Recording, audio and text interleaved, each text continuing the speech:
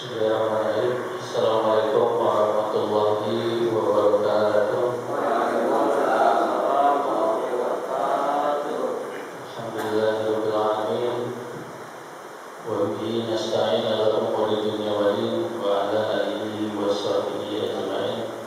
Allahumma shalli ala sayyidina Muhammadin wa ala ali sayyidina Muhammadin. Alhamdulillah, segala puja dan puji syukur marilah kita panjatkan kehadirat Allah Subhanahu wa taala yang dengan rahmat, nikmat serta hidayahnya sehingga kita bisa berkumpul kembali pada kajian rutin Majelis Ta'lim bersama Nurul Ikhwan. Salawat dan salam semoga tercurah selalu kepada suri tauladan kita Nabi Muhammad sallallahu alaihi wasallam, kepada para keluarga, sahabat dan pengikutnya yang setia mengikuti ajarannya. Mudah-mudahan dengan jumlah bersalawat kepada beliau kita akan mendapatkan syafaat di yaumil qiyamah nanti. Amin ya rabbal alamin. Yang kami hormati yaitu guru kita bersama Bapak Ustaz Lukman Hakim. Kami ucapkan terima kasih banyak atas kehadiran dan kesediaannya menjadi narasumber Majelis Ta'lim bersama pada malam hari ini. Kita doakan semoga guru kita Ustaz Lukman Hakim selalu dalam kesehatan dan keberkahan Allah Subhanahu wa taala. Juga yang kami hormati yaitu para DKM Masjid Nurul Ikhwan, Bapak Nahari selaku Ketua DKM Masjid Nurul Ikhwan, juga Bapak Samsudin selaku pengurus, Bapak Ali sesepuh Masjid Nurul Ikhwan yang masih dalam proses penyembuhan. Kita doakan semoga segera dipulihkan seperti sedia kala. Juga Bapak-bapak selaku sesepuh Masjid Nurul Ikhwan, Bapak Haji Mas Mudi, juga para tokoh masyarakat, Bapak RT RW yang tidak saya sebutkan satu persatu namanya, mohon maaf dengan tidak mengurangi rasa hormat dan takdim saya kepada Bapak-bapak sekalian. Alhamdulillah pada malam hari ini Majelis Ta'lim bersama sampai pada pertemuan ke yang 62 yang pada kesempatan malam hari ini mengangkat tema Kurban Idul Adha. Jadi para bapak-bapak yang nanti ada pertanyaan sekitar kurban Idul Adha dipersilakan untuk bertanya. Baiklah, untuk mempersingkat waktu, mari kita buka Majelis Ta'lim bersama ini dengan membacakan surat Al-Fatihah. Kita khususkan untuk para sesepuh yang sudah mewakafkan hartanya untuk masjid ini.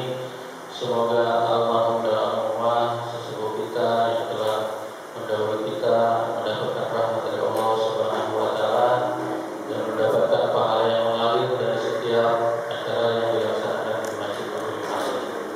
Juga kita doakan dengan surat Al-Fatihah para jamaah yang selalu setia menyisihkan hartanya untuk kegiatan masjid ini. Semoga mendapatkan keberkahan dan pahala serta rezeki yang dilipat gandakan oleh Allah Subhanahu wa taala. Ala hadhihi wa kulli niyatin shalihah bi barakati al-Fatihah. A'udzu billahi minasy syaithanir rajim. Bismillahirrahmanirrahim. Alhamdulillah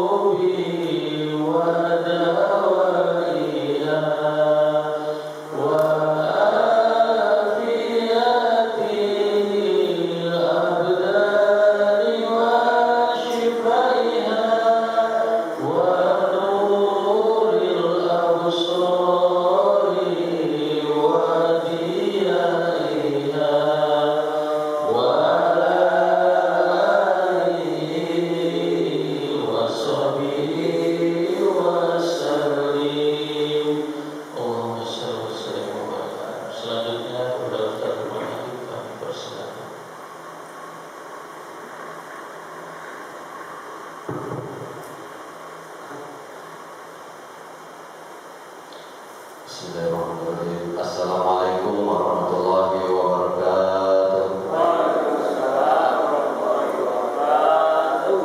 Alhamdulillahirabbil alamin wal aqibatu lil muttaqin wa la udwana illa 'alal zalimin. Asyhadu an la ilaha illallah wahdahu la syarika lahu wa asyhadu anna Muhammadan 'abduhu wa rasuluhu la nabiyya ba'da. Allahumma salli wa sallim wa barik ala sayyidina Muhammadin wa ala alihi wa ashabihi wa man tabi'ahum bi ihsanin ila yaumiddin, amma ba'du. Qala Allah ta'ala, a'udzu billahi minasy syaithanir rajim. Bismillahirrahmanirrahim. Inna a'tainakal kautsar fasalli li rabbika wanhar inna syani'aka huwal abtar. Shadaqallahu a'lam. Teman-teman, mari kita panjatkan puji syukur kita kepada Allah Subhanahu wa taala yang telah memberikan rahmatnya, kasih sayangnya dan nikmatnya sehingga kita bisa hadir di rutinan kita pengajian Malpurbo, walaupun keadaannya agak-agak gerimis sedikit. Alhamdulillah, semoga setiap langkah kita dicatat sebagai amal ibadah oleh Allah Subhanahu wa taala dan juga ditinggikan derajat kita di hadapan manusia dan juga di hadapan para malaikatnya, juga dihapuskan segala kesalahan-kesalahan kita. Amin ya rabbal alamin. Salawat serta salam semoga tercurah kepada junjungan kita Nabi besar Muhammad sallallahu alaihi wasallam serta para keluarganya, para sahabatnya, pengikutnya semua, dan kita selaku umatnya mudah-mudahan mendapatkan syafaat pertolongan baik di kehidupan dunia dan lebih nanti di kehidupan akhirat. Lanjutnya yang kami hormati para hadirin sekalian, wabil khusus Ketua BMM, ya, pengurus BMM Bapak Nahari, dan juga pengurus BMM Masjid Nurul Ikhwan Bapak Ustaz Syamsuddin, juga moderator Bapak Yahya, dan juga Ketua Lingkungan Sahibul Wilayah Bapak RT 05 RW 04 Bapak RT Ribai, RT 06 Bapak RT Dedi Ipang, Bapak RT 03 Bapak RT Padi, dan juga para sesepuh, ya, Wabaan, terus Bapak Haji Masmudi, Bapak Asta, Bapak Andi, Bapak Neta, apalagi, dan juga Bapak Mansur Kecai, ya, Anda Yura, dan juga anak mudanya, ya, Bang Adan dan juga Bang Tegar, yang mudah-mudahan semuanya diberikan kesehatan, yang lancar segala urusan, panjang umur, dan juga dimurahkan segala rezekinya. Amin ya rabbal alamin. Dan juga buat sesepuh kita Bapak Ali, mudah-mudahan diangkat penyakitnya, diberikan kesehatan seperti sedia kala. Amin ya rabbal alamin. Baik, pada malam hari ini udah ini kayaknya tahun kemarin diulang lagi karena banyak yang racun, ya, di HP, di status atau di YouTube. Jadi kita ulas lagi tentang kurban, ya. Kurban atau udhiyah, makanya Udhiyah kurban sama lainnya. Udhiyah itu lebaran Idul Adha, udhiyah adha ataupun kurban ya, yang artinya ya korban ya, berkurban ya, definisinya ya, artinya yang namanya kurban ini mau diketikkan ya.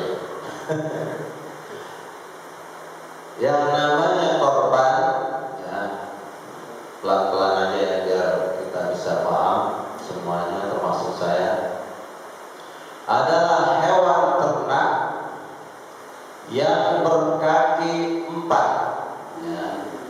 Jadi hewan ternak yang berkaki 4 yang sah untuk zakat. Jadi hewan kurban, hewan ternak ada zakatnya. Hewan yang sah untuk zakat yaitu kambing atau domba, sapi ataupun kerbau, dan onta. Udah, itu aja.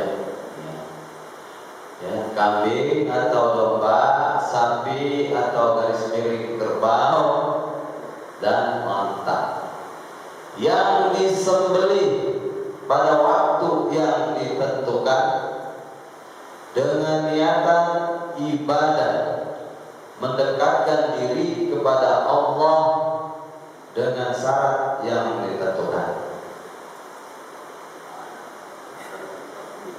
Diulang lagi ya.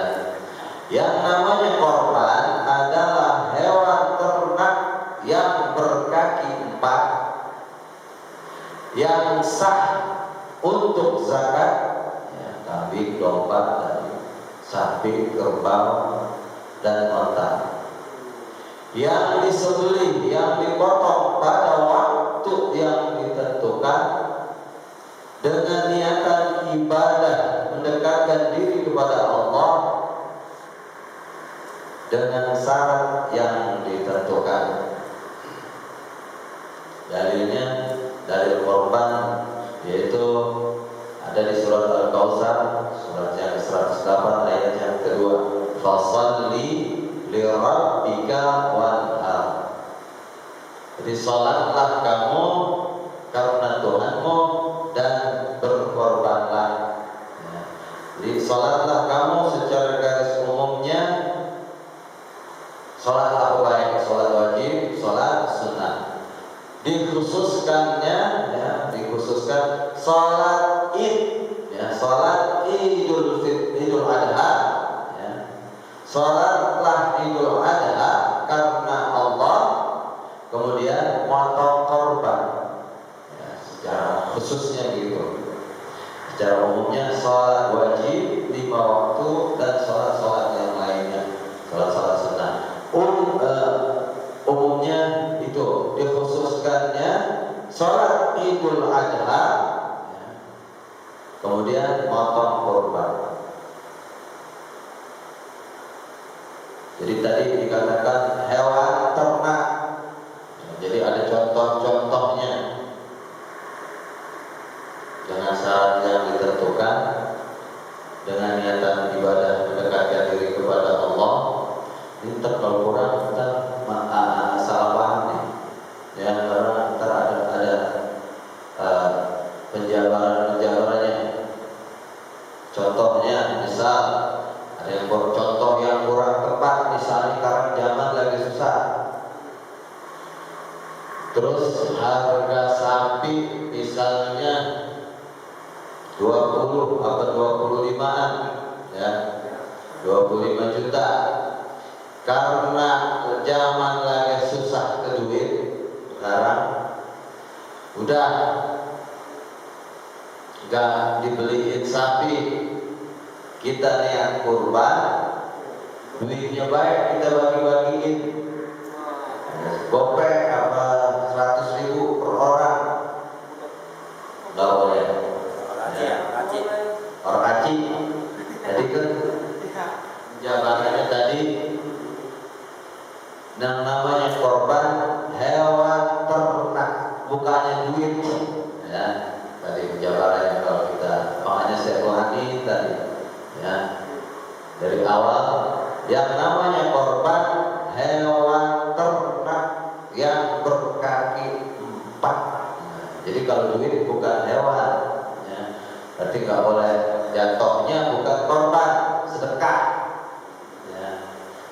Lebaran, Idul Adha, sama baik kita bagi-bagi nggak bisa, nggak masuk kriteria, ya. Perkacik kata orang perkacik. Ya. Terus ada lagi, dia miara ikan arowana, harganya jutaan, ya. Harganya jutaan, ya. Ikan arowana kan mahal. Ada yang 10 juta, ada yang 2 juta, tergantung kesininya, ya. Terus dipotong itu ikan, dibagi-bagi, kagak boleh. Tapi kan diternak gitu, ikan arowana nggak punya kaki. Ya. Hewan ternak yang berkaki 4. Tadi tuh ada nggak sih? Nah, ya. Jadi kalau ikan bisa berlobang, orang kacik, ya, terus nanya lagi, orang kacik, ya, ikan, kalau punya kaki ikan, ya, korban ikan kan, ya. Terus kita pengen bang korban, punya piara ayam atau kuyung, kita potong, niatin korban, orang tetap, ya, orang boleh. Hewan ternak yang diternakan yang berkaki 4, ayam kakinya 2, ya, tetap orang boleh, ya. Tapi ayam saya kakinya 4 itu penyakit, ya. Nggak lazim, nggak biasa itu, ya. Aneh, tetap nggak boleh, ya. Jadi yang berkaki 4 tetap kekeh itu Ramadan, ya. Bilang kalau nanti motong ayam buat korban nggak boleh, ya. Tetap nggak boleh. Jadi hewan ternak yang berkaki 4, motong ayam tetap nggak boleh, ayam kakinya 2. Terus ada lagi, satu lagi, dia miara kuda, kakinya 4, kuda kakinya 4, pengen banget ini malah dari kuda gitu misalnya, korbanin boleh orang, orang boleh. Yang sah untuk zakat, tadi kan yang sah untuk zakat kambing atau domba, ya. Domba itu kambing gembel, bulu tebal. Terus sapi atau kerbau, ontak, udah itu doang, ya. Yang masuk zakat itu kambing, hewan ternaknya atau domba, sapi atau kerbau, kemudian ontak. Kuda enggak termasuk kena zakat, hewan ternak, ya. Pembagian-pembagiannya nanti di lain waktu. Ini bahasanya tentang korban, ya, terpanjang. Kambing kalau zakatnya berapa kalau kita miara kambing? Kalau kita miara ontak zakatnya berapa? Tak ada, ya, di lain waktu. Terpanjang. Ya. Jadi kuda atau apa lagi, zebra misalnya, dia miara zebra, keledai nggak boleh, ya, nggak boleh buat korban karena nggak masuk zakat hewan ternak. Tuh, ya, biar jelas. Terlalu nanya lagi, bukunya kuda doang nih, jual kudanya beli sapi, jual kudanya beli kebo, ya. Itu. Jadi yang pertama duit, ya, kita udah ngumpulin duit buat korban karena habis COVID susah ke duit, kita bagi-bagi duit, tetap nggak boleh. Tapi kan niatnya korban, tetap nggak boleh karena korban itu ngeluarin darah, motong,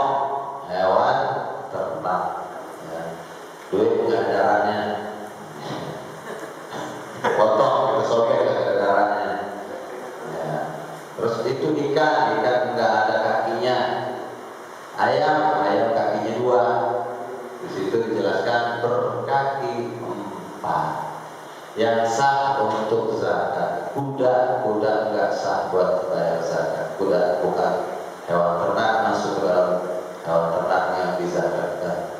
Tuh kan, itu definisinya, ya, keterangannya. Kemudian selanjutnya hukumnya. Hukum yang kita pakai secara turun-temurun dari zamannya bapak kita, kaum kita, dari guru-guru kita, pakainya hukum Imam Syafi'i. Ya. Orang ngaduk-ngaduk nih, ya. Sekarang ngaduk-ngaduk. Ya. Jadi yang kita pakai Imam Syafi'i. Ada yang bilang di Indonesia mah gak ada mazhab, bebas. Nggak ada aturannya. Dari dulu kan Imam Syafi'i, ya, yang pakai kunut Imam Syafi'i, ya, khutbah Jumat aja 2 kali Imam Syafi'i. Tuh, ya, termasuk hukum korban kita pakai Imam Syafi'i. Jadi menurut Imam Syafi'i hukumnya sunnah ainiyah, atau lebih gampangnya sunnah muakkadah, sunnah yang mendekati kepada wajib, ya, sunnah yang sangat ditekankan, ya, bagi yang mampu, ya, perorangan, bagi yang mampu. Itu yang hukum menurut Imam Syafi'i. Untuk pengetahuan, kalau Imam Malik ataupun Imam Hanafi hukumnya wajib. Oh, lebih keras lagi. Makanya kalau Imam Syafi'i kok pertengahan, diambil tengah-tengahnya, ya, hukumnya sunnah muakkadah, sunnah yang sangat ditekankan bagi yang mampu. Dan mampu itu ada kriterianya, entar, ya, atur-atur, pelan-pelan.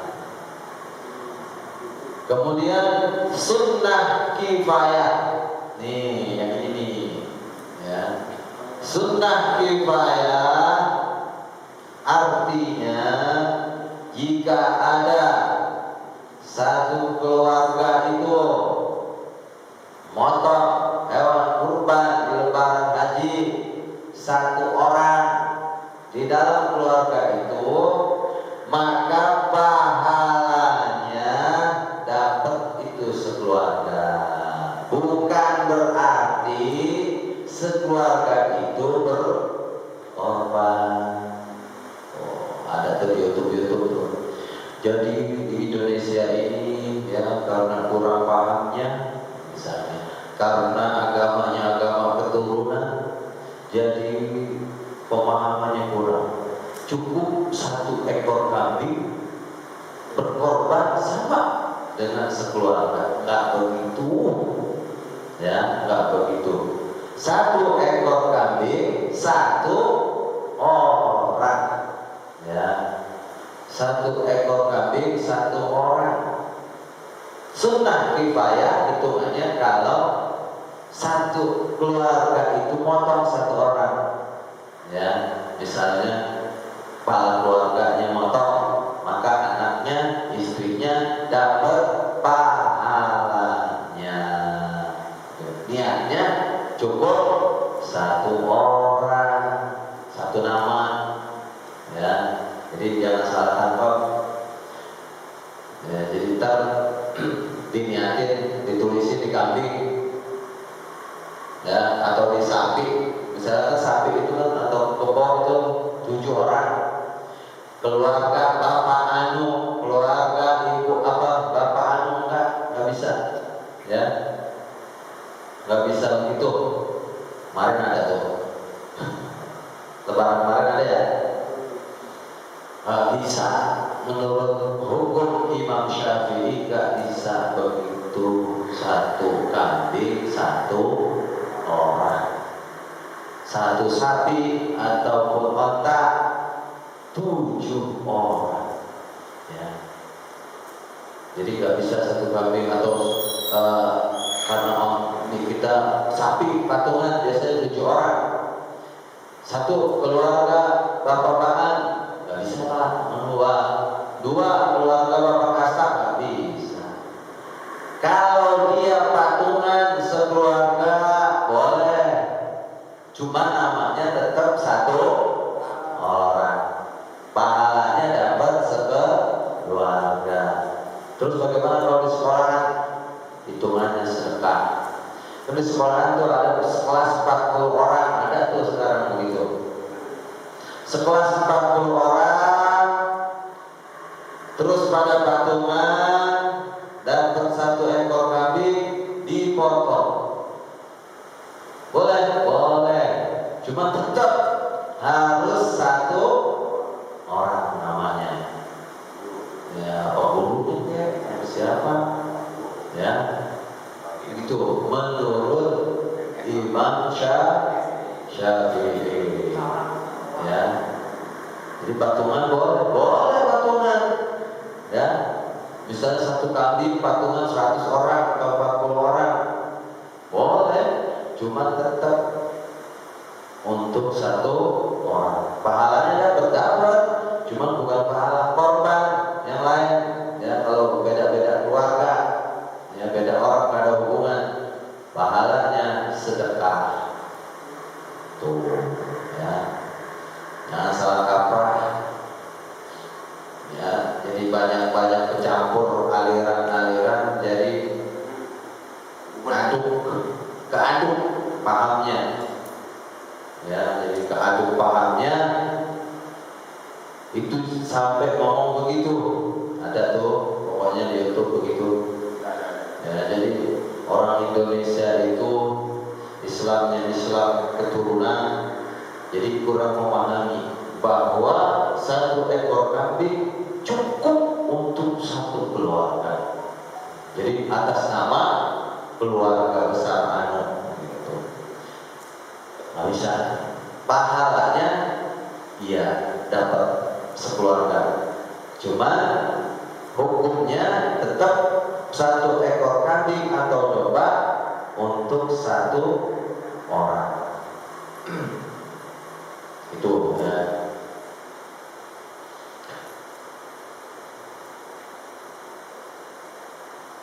Terus 1 kambing 1 orang atau domba untuk 1 orang, sapi, kerbau atau onta bisa untuk 7 orang, walaupun kembali lagi niatnya beda-beda. Ada yang niatnya buat korban, ya 5 orang, 2 orang niatnya buat akekah, ya ini kurang kerjaan ya.